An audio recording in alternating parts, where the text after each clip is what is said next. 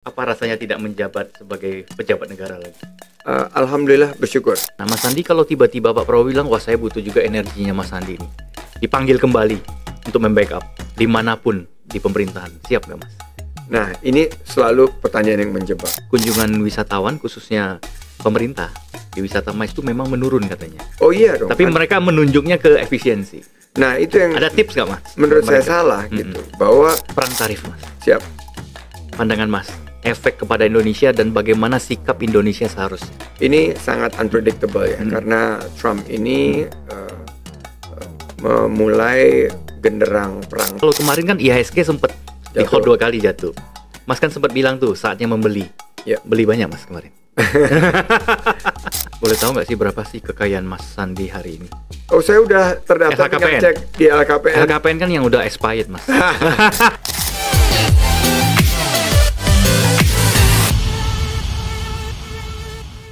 Berjumpa kembali dengan saya Ishak Merobi di knockoutbykilat.com. Bintang tamu kita hari ini masih cukup muda lah ya. Usianya Jangan beda-beda gitu, dikit jangan dengan gitu, saya. Ya, kepalanya belum menuju 6 kok, masih 55 yang masih muda. Is. Kemudian jago olahraga, gagah ya, dan juga banyak jabatan sudah pernah dilewati, dan tentu ada jabatan baru yang sedang menanti. Waduh. Siapa orangnya nanti saya kenalkan, tapi sebelumnya terima kasih kepada Group of Five. Ini baju polonya enak banget buat main golf. Wah. Dan juga Vegan Land, thank you banyak. Saya mau kasih pantun dulu karena bintang tamu saya ini suka pantun banget.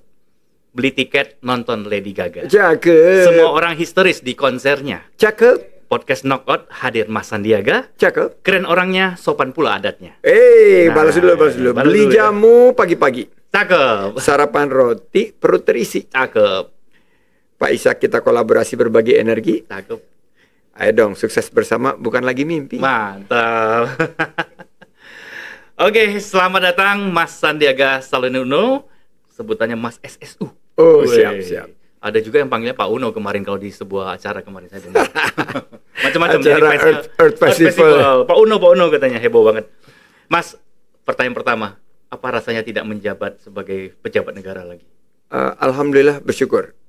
Jadi setelah hampir 10 tahun kita bertugas di berbagai penugasan, baik itu saat Pilgub, Pilpres, dan terakhir di kementerian, saya banyak sekali mendapatkan ilmu dan juga kesempatan berkontribusi buat negeri. Nah, kebetulan sekarang ini saya memusatkan seluruh daya dan upaya untuk berkontribusi bagi negara dari sektor swasta.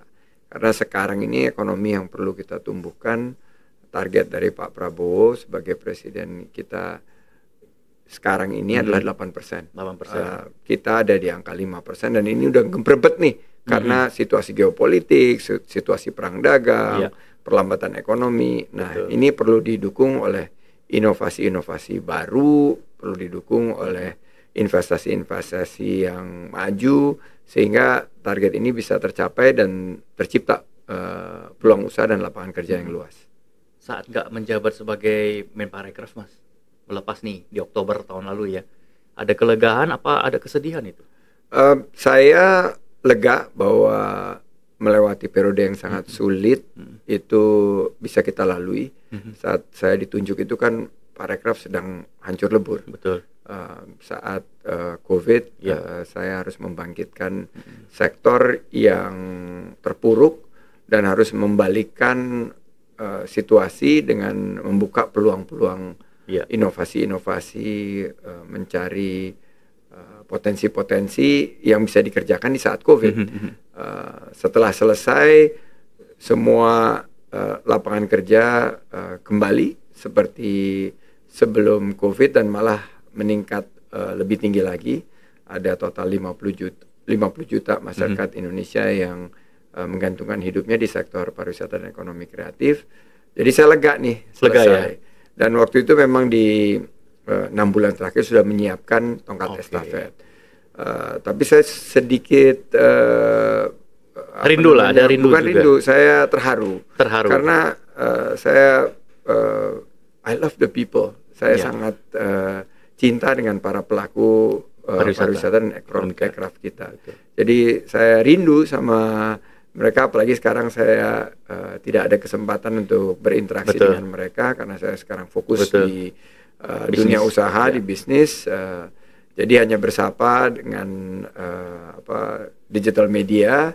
Tapi ketemu lagi nih sama ketua ISITA nih. Nah, saya sengaja pakai asosiasi wisata olahraga dan minat khusus Indonesia. Ketua Dewan Pembinanya. Saya ketua Dewan Pembina. Dan yang membidani lahirnya. Dan sekarang ada Pak Hendro juga yang ikut mendorong ketua dan kehormatan asosiasi ini ya. Betul. Jadi mudah-mudahan terus bisa mendorong majunya pariwisata minat khusus dan juga pariwisata berbasis olahraga. Mas Andi masih ingat nggak berapa desa wisata yang Mas datangi saat menjadi Menparekraf? Jadi saat itu desa wisata ini low hanging fruits karena salah satu yang bisa kita kembangkan di situasi COVID ini adalah wisata alam terbuka, wisata budaya, dan ini ada di desa wisata. Nah, saya langsung gaspol tahun pertama itu hampir 100 yang saya kunjungi. 100 di tahun pertama. 100, jadi tiap 3 hari itu ada satu desa wisata yang saya bangkitkan di tahun kedua. Pantesan kulitnya sekarang agak glowing ya. Agak glowing ya. Gosong ya. Dulu gosong. Dan pada akhirnya ada 6.016 desa wisata di seluruh Indonesia yang telah terdaftar di jaringan Jadesta ya, jaring desa wisata Kemenparekraf Wonderful Indonesia. Dan yang saya kunjungi langsung itu mencapai hampir 500 desa wisata. Yang Mas datengin langsung injek di situ ya? Yang datengin langsung injek termasuk belanjanya ya? Oh, Rojali itu. Rombongan yang jajan-jajan dan beli-beli.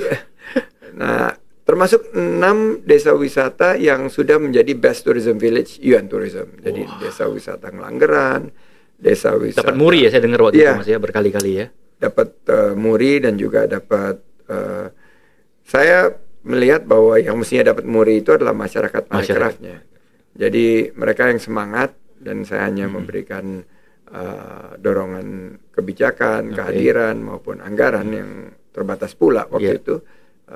Saya melihat alhamdulillah sektor ini pulih dan melahirkan terobosan-terobosan yang sudah diakui oleh dunia. Jadi kunjungi 500 lebih desa wisata, sibuk sekali sudah pasti, belum urusan internal dan lain-lain kan. Tapi sekarang kan Mas sebagai pengusaha kembali, lebih sibuk mana Mas? Kalau diukur-ukur? Waktunya jauh lebih teratur ya. Sekarang lebih teratur ya. Jadi karena kalau dunia usaha kan itu kita banyaknya meetingnya tidak di publik, banyaknya tertutup dan kita mengembangkan bisnis melalui analisa, apalagi sekarang udah ada artificial intelligence. Dan saya kan memang fokusnya di investasi dan keuangan. Jadi ini kegiatannya banyak memang dalam menganalisa angka-angka dan juga mendorong terbentuknya suatu sinergi dan kolaborasi. Saya melihat waktu sibuknya sih hampir sama ya. Hampir sama tapi beda mungkin dari beda segi pendekatan dan beda juga dari segi kegiatan yang terbuka untuk publiknya kan udah hampir nggak ada. Lebih susah ya menjaga di depan publik saat menjadi menteri karena ada bicara soal citra pemerintahan secara umum. Betul. Dan juga sekarang sebagai pengusaha mungkin jaga citra pribadi ya. Ya, pribadi maupun perusahaan. Dan saya selalu bilang kan ke teman-teman di dunia usaha, untung bisa dicari, cuan itu bisa kita CEO cari soalnya, gitu cuan everything officer. Cuan bisa dicari, tapi reputasi itu tidak bisa dibeli. Betul. Jadi saya bilang jaga amanah dan karakter sesuai dengan apa yang menjadi arah dari perusahaan kita, jangan sampai salah. Karena ini ada tanggung jawab dari mungkin ratusan atau ribuan pemegang saham karena perusahaan kami kan perusahaan publik terbuka. Jadi itu juga yang saya arahkan. Sebagian dari perusahaan saya perusahaan terbuka, tapi juga ada perusahaan yang masih belum go public yang akan kita go public kan di beberapa tahun ke depan. Banyak orang nitip pertanyaan ke saya, seorang Sandiaga Uno pernah stres nggak sih saat menjabat Wagub, Menparekraf, dan pengusaha lebih tertekan di mana di 3 posisi? Saya berusaha ini, Om Ishak. Saya karena punya semangat 4 as itu. 4 as ya. Kerja keras, Kerja kerja keras. cerdas, kerja tuntas, dan ikhlas. kerja ikhlas. Ya. Nah, ikhlasnya ini itu anti stres. Jadi kalau kita udah kerja keras, kerja keras kan nggak bikin stres kan. Betul. Kerja keras memang passion kita. Iya, Kerja iya, cerdas iya. itu menggunakan teknologi. Iya. Kerja tuntas itu sama seperti kita berolahraga itu kita harus selesaikan setiap sesi yang kita diberikan tugas. Setelah itu ikhlas. Apapun hasilnya semuanya sudah ditentukan oleh yang di atas. Jadi itu obat stres yang paling manjur. Oke, jadi kalau dibanding-bandingin waktu jadi Wagub DKI dengan Menparekraf, lebih capek Menparekraf? Jadi gini, waktu Wagub DKI ini kita diberikan amanah untuk 10 juta masyarakat Jakarta, tapi ngurusnya itu dari sebelum mereka lahir sampai mereka dikubur. Itu kan kalau di pemerintah daerah kan Chief Ishak juga pernah di... Ini podcast para mantan ini. Oh, ini para mantan ya. Insya Allah jaga kesehatan. Siap. Jadi kalau di DKI itu luas skopnya, tapi memang hanya terbatas dari segi 10 juta warga pemegang KTP DKI. Tapi lebih rumit.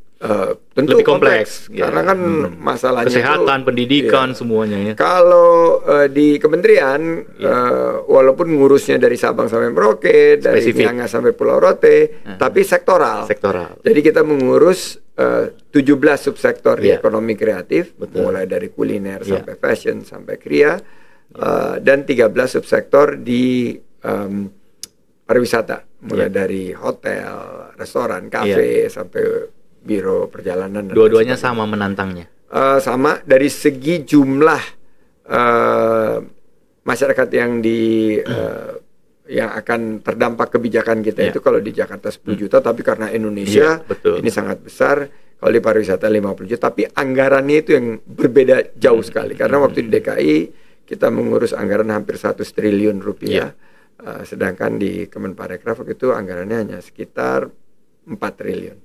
Jadi Mas Andi 10 tahun terakhir ini perjalanan hidupnya tidak disesali lah ya? Alhamdulillah saya bersyukur, happy banget. Tidak ada yang saya sesali. Saya melihat ini adalah karunia Tuhan yang Maha Kuasa. Saya ingin berbagi apa yang telah saya lewati ini harus menjadi lesson learn ya, buat anak-anak muda khususnya yang ingin sukses, ingin memulai berkontribusi baik di sektor dunia usaha, ingin menjadi pemimpin di organisasi, atau ingin memulai karirnya sebagai entrepreneur. Ini saya ingin berbagi, memberikan mentoring kepada mereka karena saya punya pengalaman ya, pengalamannya cukup unik gitu di dunia usaha. Sudah pernah merasakan bagaimana jatuh bangun, di PHK, memulai usaha sendiri sampai akhirnya dari 3 orang karyawan menjadi berkembang sekarang menjadi 30.000 karyawan. 30.000 karyawan. Alhamdulillah. Nah, terus setelah di pemerintahan ini tambah lengkap wawasan dan ilmu yang mungkin bisa kita bagikan. Oke. Mas Sandi pernah jadi soulmate-nya Pak Prabowo 2019. Soulmate ya. Soulmate. Kemudian pernah jadi jubir di 2014. Pernah jadi jubir beliau ya. Hubungan dengan beliau bagus sampai hari ini masih oke, bagus ya. Ya karena beliau sangat mengerti terhadap permasalahan bangsa ini. Kita harus berikan dukungan kepada beliau, dan saya akan terus mendukung, dan rasanya lega waktu itu bahwa beliau akhirnya mendapat amanah, walaupun saya 5 tahun kecepatan, tapi kan politik itu timing, timing. Jadi saya tidak ada penyesalan. Menurut saya harus kita membantu beliau dan jajarannya dari luar pemerintahan, dan saya yakin sebetulnya tugas-tugas kita itu bisa kita bagi-bagi, apakah kita di pemerintahan, di dunia usaha, atau di institusi pendidikan. Bapak di institusi pendidikan kan. Jadi menurut saya dimanapun kita berada, selama kita berkontribusi untuk negara, ini merupakan sebuah kehormatan untuk kita. Tantangan seorang Presiden Prabowo kan saat ini nggak gampang, berat sekali, global maupun nasional. Nah Mas Sandi, kalau tiba-tiba Pak Prabowo bilang, wah saya butuh juga energinya Mas Sandi ini, dipanggil kembali untuk membackup dimanapun di pemerintahan, siap nggak Mas?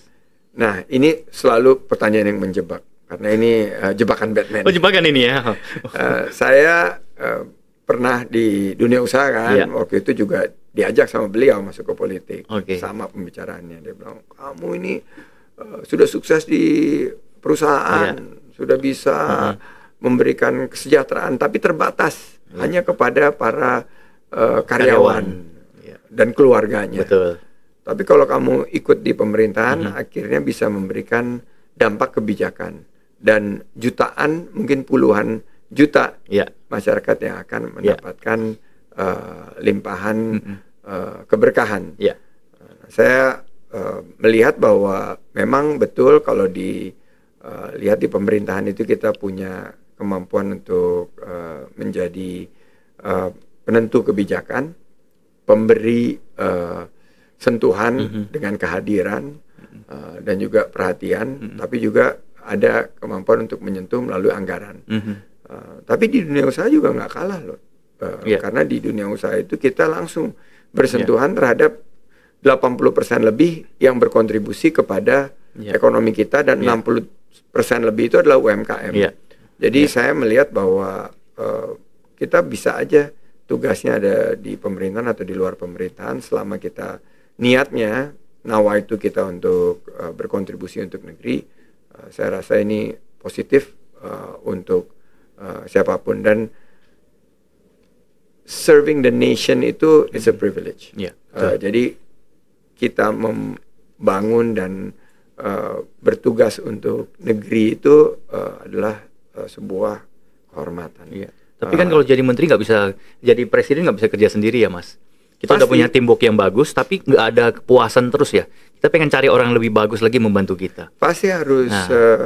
Mas Andi salah satu anak bangsa yang terbaik juga. Ya, right man at the right place itu harus selalu diaplikasikan dimanapun kita berada. Saya melihat bahwa para pembantu Pak Prabowo sekarang ini sudah sangat mumpuni di berbagai bidang. Tapi kan tentunya pasti ada beberapa perbaikan-perbaikan yang harus dilakukan, dan itu prerogatif dari presiden. Saya melihat bahwa kontribusi saya nih, alhamdulillah bisa maksimal di dunia usaha ini karena bisa langsung menggerakkan investasi, bisa langsung berkolaborasi sehingga harapan kita untuk membuka peluang usaha dan lapangan kerja itu bisa tercipta. Jadi sampai hari ini nggak ada yang goda-godain untuk yuk kembali gitu. Alhamdulillah. Nggak ada. Firasatnya ada Mas? Enggak juga. Nggak mau dipikirin ya? Dulu juga waktu diajak pilpres juga nggak pernah ada firasat dan lain sebagainya. Tiba-tiba aja gitu kan? Mengalir aja kan, politik itu nggak pernah kita bisa tebak. Iya. Banyak orang nggak tahu sebenarnya Mas Andi ini punya ritual pagi lari. Berapa kilo Mas? Minimal? Kalau ada hoki banyak waktu bisa antara 7 sampai 11 km. Saya dengar dari para ajudan dan protokol dulu jadi menteri, kalau Mas Andi nggak lari pagi itu moodnya langsung jelek. Gitu gitu ya? Iya. Saya merasa mood saya katanya biasa. Kalau nggak lari loh Mas. Gitu nggak jalan ritual karena moodnya kurang bagus katanya. Gitu ya? Iya, harus dibikin. Itu agenda harus evaluasi buat saya, berarti nanti saya dianggap mood-moodan. Tapi gitu olahraga itu udah kebiasaan dari jauh sebelum saya tugas di pemerintahan. Dan mohon maaf kepada para ajudan atau para sespri yang mendampingi harus ikut lari. Sebetulnya sih nggak perlu mereka ikut lari, atau mungkin mereka sungkan ya. Kan menurut saya lihat dari mereka-mereka itu hidupnya dari tadinya ada yang nggak bisa lari sama sekali, terus bisa maraton gitu. Ada kebanggaan buat saya. Betul. Itu ya. Termasuk golf sekarang. Selamat ya, sudah juara golf tadi. Ya, golf ini karena mengisi waktu. Dulu zamannya menteri nggak pernah bisa bermain golf gitu. Ada satu kali, Chief. Saya tuh main cuman beberapa kali itu hanya pukul bola asap gitu loh. Pukul bola asap aja. Pukul bola asap. Terus saya bilang, kalian ini kok menterinya nggak dikasih kesempatan sih berolahraga sedikit. Mungkin bisa berinteraksi. Akhirnya dikasih main. 3 hole.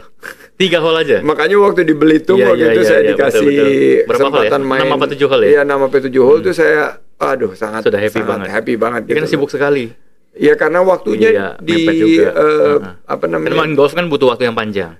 Panjang sekali, dan kebetulan kan level interaksi daripada setiap kegiatan kita itu maksimal itu kan 45 menit sampai 1 jam gitu. Iya. Kalau kita main golf itu kan bisa sampai 5 jam lebih gitu. Betul. Jadi memang nggak pernah kesempatan untuk menyelesaikan satu pertandingan secara keseluruhan. Nah, baru hari ini nih. Baru hari ini juara langsung ya. Sebelum dipanggil sama bos Isya dengan baju golfnya bisa diperkenalkan ini dong. Group of Five. Group of Five. Keren banget. Iya.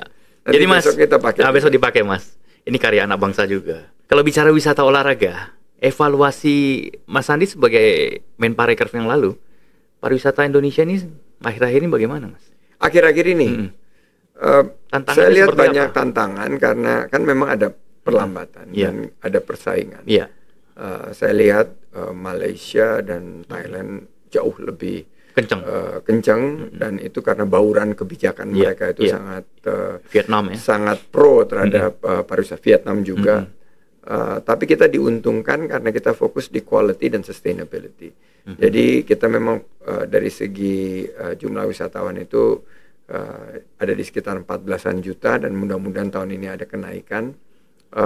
Tapi yang kunjungan ke domestic, Indonesia ini dari luar negeri mancanegara, average spending per arrival meningkat malah 4 tahun terakhir ini meningkat. 4 tahun terakhir hampir 2.000. Kalau 2025 Mas masih punya data nggak sih? Saya nggak punya data. Nggak punya lagi ya? Saya udah dilepas lah ya. Purna tugas hampir 6 bulan dan saya sudah sampaikan ke Bu Menteri Pariwisata saya akan bantu dan saya akan all out untuk karena saya juga kebetulan punya banyak jaringan di pariwisata dan ke Pak Menteri Ekraf saya sampaikan saya akan bantu juga dan saya siap gitu seandainya ada penugasan dari Pak Menteri dan Bu Menteri untuk mendorong akselerasi agar di tengah perlambatan ekonomi global, situasi geopolitik, dua sektor ini yang merupakan kekuatan ekonomi Indonesia ini masih bisa terus berkontribusi meningkatkan penerimaan untuk negeri. Tapi di tengah efisiensi, bukannya pariwisata Indonesia itu biasanya Mas, waktu pandemi dulu, habis pandemi kan ada efisiensi juga. Mas kan udah mahir nih. Nah sekarang kan Pak Prabowo juga menekankan efisiensi di setiap kementerian dan juga kelembagaan negara. Apa itu tidak mengurangi kunjungan dan wisata MICE ya di seluruh daerah di Indonesia? Ini yang narasinya perlu diperbaiki. Gimana? Bahwa kan yang dipotong itu bukan anggaran untuk MICE. Yang dipotong itu adalah anggaran yang kita kategorikan sebagai anggaran-anggaran yang inefisien. Betul. Jadi Chief pernah ada di pemerintahan kabupaten, saya pernah ada di Pemprov, saya pernah ada di kementerian. Saya melihat bahwa dari anggaran saya itu sekitar 30-an% sesuai dengan data yang Pak Prabowo miliki itu adalah anggaran yang tidak diaplikasikan secara efisien sehingga terkesan hanya melakukan pemborosan dan kebocoran ini sudah berlangsung puluhan tahun. Biasanya kan Oktober, November, Desember digenjot gitu loh. Padahal anggaran itu kan mestinya terserap sepanjang tahun sesuai kurva yang linear. Biasanya kan S-curve seperti itu ya. Tapi ini selalu kurvanya itu kayak J-curve gitu. Nah menurut saya apa yang diinginkan oleh Pak Prabowo ini para menteri dan para pimpinan lembaga bisa mengalokasikan mana yang dipotong. Kalau menurut saya MICE itu nggak bisa dipotong karena itu membuka peluang lapangan kerja yang sangat luas. Betul. Hotel-hotel itu butuh partisipasi pemerintah. Jadi memang dari meeting-meeting itu masih bisa terus dilaksanakan di hotel, tapi diefisienkan mana yang selama mana yang prioritas, mana yang selama ini hanya perjalanan dinas yang kategorinya bilangnya sih kunker atau studi banding, padahal itu kalau kita lihat kan hanya jalan-jalan ujungnya, hanya memenuhi kewajiban, isi surat perjalanan dinas, klaim, dapat perdim, dan akhirnya tidak menjadikan kegiatannya anggaran yang berkualitas. Beberapa waktu yang lalu Mas, IHGMA menyampaikan di media nasional bahwa kunjungan wisatawan khususnya pemerintah di wisata MICE itu memang menurun katanya. Oh iya dong. Tapi mereka menunjuknya ke efisiensi.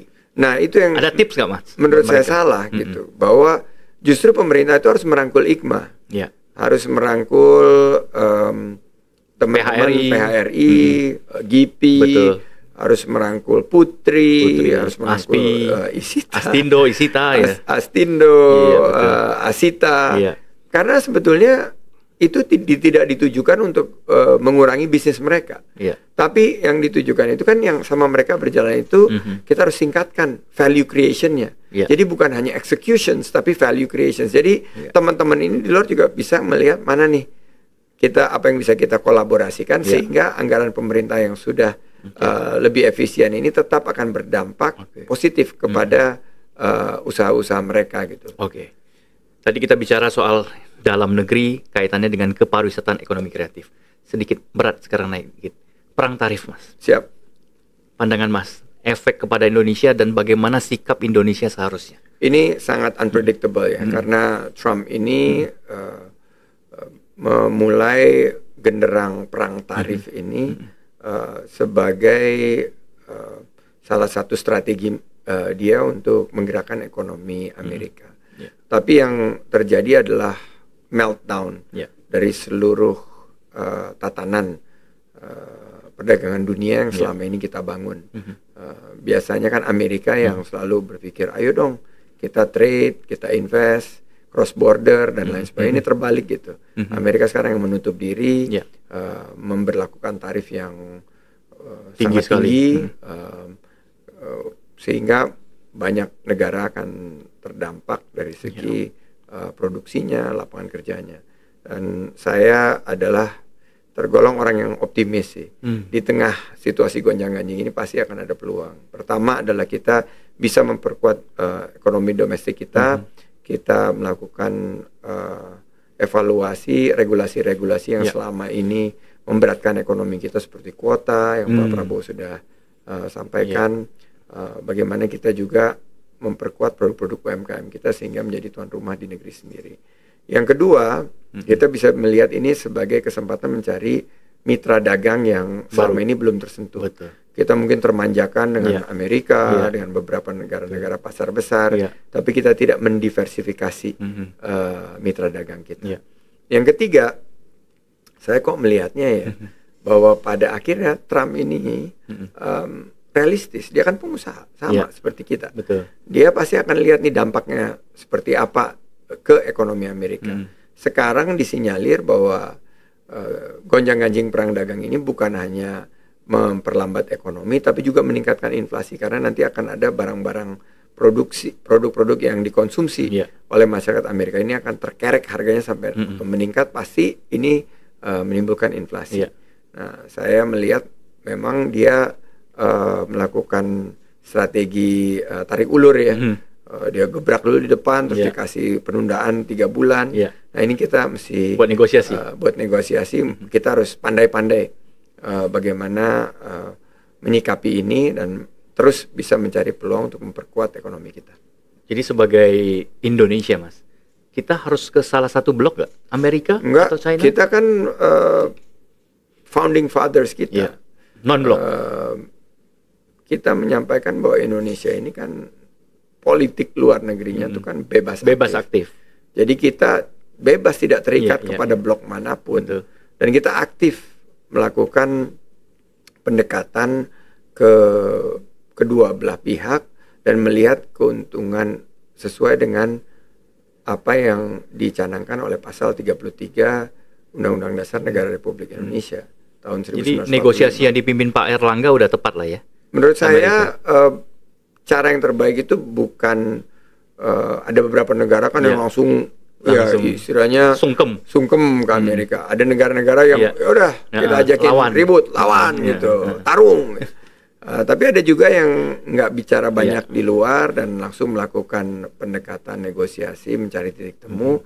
Ini yang dilakukan Indonesia dan menurut saya ini strategi yang tepat. Ada titik terang ke sana ya? Oleh Pak Prabowo. Saya baru ketemu Bu Mari Pangestu. Tadi menyampaikan bahwa ada Wakil Ketua DEN ya? Wakil Ketua DEN yang menjadi tim inti negosiasi tarif dengan Amerika. Banyak titik-titik temu dan peluang-peluang yang bisa kita jajaki. Saya ingin titipkan pesan kepada seluruh pelaku usaha dan para pelaku ekonomi untuk tetap optimis. Ya. Kita jangan, ya kita pernah melewati Betul. masa yang lebih sulit. Betul. Saat COVID, saat krisis ekonomi tahun 98, kita pasti akan mampu untuk menavigasi dan melalui tantangan ekonomi ini. Iya, ini banyak anak muda menunggu, Mas. Di saat perang tarif, ekonomi nggak jelas katanya. Kan tadi Mas sampaikan satu kalimat, ada peluang. Kasih tips, Mas. Peluang apa yang paling bagus buat generasi muda sekarang? Kalau kemarin kan IHSG sempat di-hold 2 kali jatuh. Mas kan sempat bilang tuh, saatnya membeli. Ya. Beli banyak, Mas, kemarin. Sekarang udah hijau lagi soalnya. Ya, saya menerapkan strategi Warren Buffett bahwa kita harus berhati-hati di mana kalau semuanya euforia. Tapi kalau semuanya dalam keadaan histeria, kita justru bisa lihat peluang membeli. Nah, ini yang tim kami terus melakukan active engagement. Dan Bill Ackman, nah ini salah seorang private equity yang terkenal, itu melihat ada peluang justru karena di situasi seperti ini. Dia langsung invest $1 miliar di perusahaan yang namanya Hertz. Apa itu Hertz? Itu adalah perusahaan penyewaan mobil. Karena dia beranggapan bahwa dengan perang dagang seperti ini orang nggak beli mobil. Orang nggak beli mobil karena harga mobil naik, tapi orang akan nyewa mobil aja, lebih aman. Dan mobil-mobil second hand ini akan lebih banyak diminati. Jadi itulah contoh-contoh peluang-peluang yang bisa kita ciptakan gitu loh. Ada nggak sih perusahaan yang bisa memberikan advice soal ini kepada generasi muda? Banyak. Saya membuka peluang ini. Saya sekarang hadir di beberapa permintaan dari anak-anak muda untuk sharing, baik di mentoring ya? Ya, mentoring, baik one on one seperti ini. Saya bilang ini loh peluangnya ini peluangnya ini. Dan saya bilang peluang berikutnya adalah industri pendidikan. Karena biasanya kalau lagi ada perlambatan, ini orang justru masuk pit stop kan, retool. Tapi Mas Andi belum punya universitas ya? Reskilling. Belum. Kan udah ada yang banyak. Ya? Kan udah ada Podomoro University. Bisa ngajar di sana. Sesuai dengan permintaan. Saya melihat, kebetulan keluarga saya bergerak di industri pendidikan. Jadi saya melihat ini peluang juga. Saatnya perusahaan-perusahaan besar tuh mengirimkan talenta-talenta terbaiknya dia tuh untuk sekolah, untuk upskilling, reskilling, dan new skilling. Ini saat-saat yang tepat. Nah, berarti industri pendidikan akan mendapatkan limpahan peningkatan permintaan. Ini generasi kita kan generasi FOMO, Mas. Di dalam investasi juga sama kelihatannya. Ikut Bitcoin, ikut ini, ikut itu. Nah, sekarang di situasi seperti ini kan butuh mentor seperti Mas ini. Ya, Bitcoin ini saya masih belajar dan saya udah hadir di beberapa. Masih belajar ya, Mas? Saya malah hadir di beberapa mentoring session sama ahli-ahli Bitcoin Indonesia dan dunia. Sekarang saya lihat memang Bitcoin ini aset kelas yang cukup strategis untuk didalami lebih jauh. Saya per hari ini masih belum berani masuk ke dalam. Belum berani dari segi berinvestasi dan menetapkan alokasi khusus. Berarti masih konservatif dulu lah ya. Saya masih konservatif. Tapi ini saya terus memantau dan memastikan bahwa kita mengerti apa sih aset kelas ini. Apakah ini hanya sekedar metode pembayaran, apakah ini sudah bisa menjadi peluang untuk berinvestasi. Jadi kalau invest sekarang, kalau Mas anjurkan kepada generasi muda yang baru mulai masuk ke dunia bisnis lah, bagusnya jadi pewirausaha atau menjadi investor yang pasif, beli LM, taruh, diem gitu ya, menunggu fluktuasinya, atau seperti apa, Mas? Untuk investasi saya memberikan saran bahwa per hari ini kita harus berhati-hati. Kita melihat instrumen investasi yang tidak beresiko untuk jangka pendek, tapi memberikan yield yang baik. Salah satunya yang selalu menjadi favorit saya itu adalah US dollar bond yang diterbitkan oleh pemerintah Indonesia. Itu imbal hasilnya masih sangat baik dalam bentuk US dollar, itu bagus. Dan menurut saya ini aman itu, Mas ya? Sangat bisa dijadikan sebagai fondasi daripada investasi kita. Nah, kalau sudah mulai meningkat di beberapa bulan ke depan, kalau sudah lebih stabil, maka beberapa instrumen pasar modal seperti reksadana saham ini juga menjanjikan. Tentunya kita harus cari perusahaan-perusahaan yang memang bereputasi dan memiliki liquidity yang cukup di pasar, sehingga insya Allah bisa memberikan keuntungan yang besar. Boleh tahu nggak sih berapa sih kekayaan Mas Sandi hari ini? Oh, saya udah terdaftar, tinggal cek di LHKPN. LHKPN kan yang udah expired, Mas.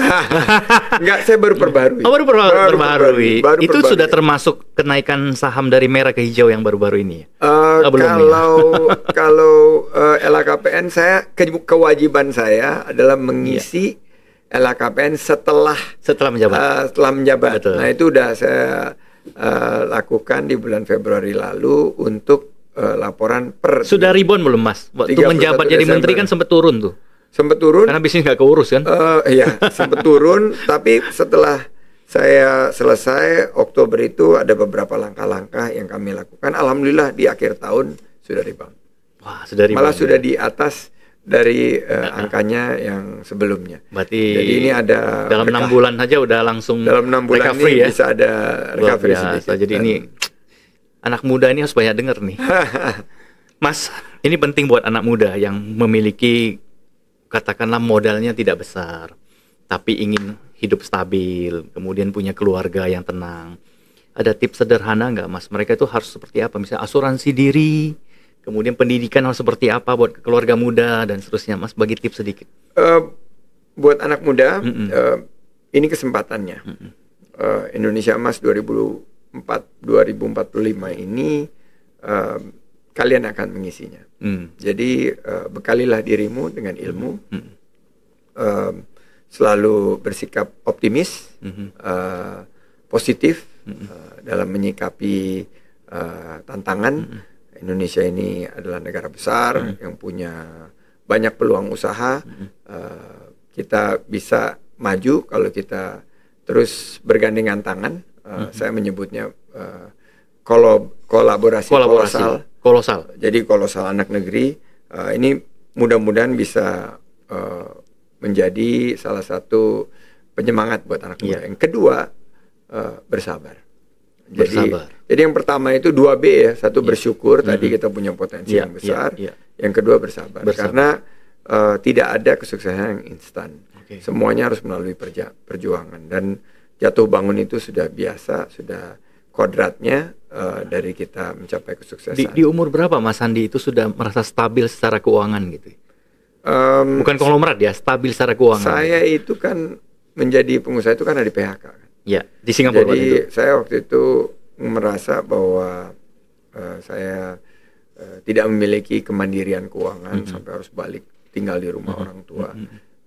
Tapi saya sangat bersyukur setelah saya memulai usaha dan menerapkan tadi 4As, kerja keras, kerja cerdas, kerja tuntas, dan kerja ikhlas.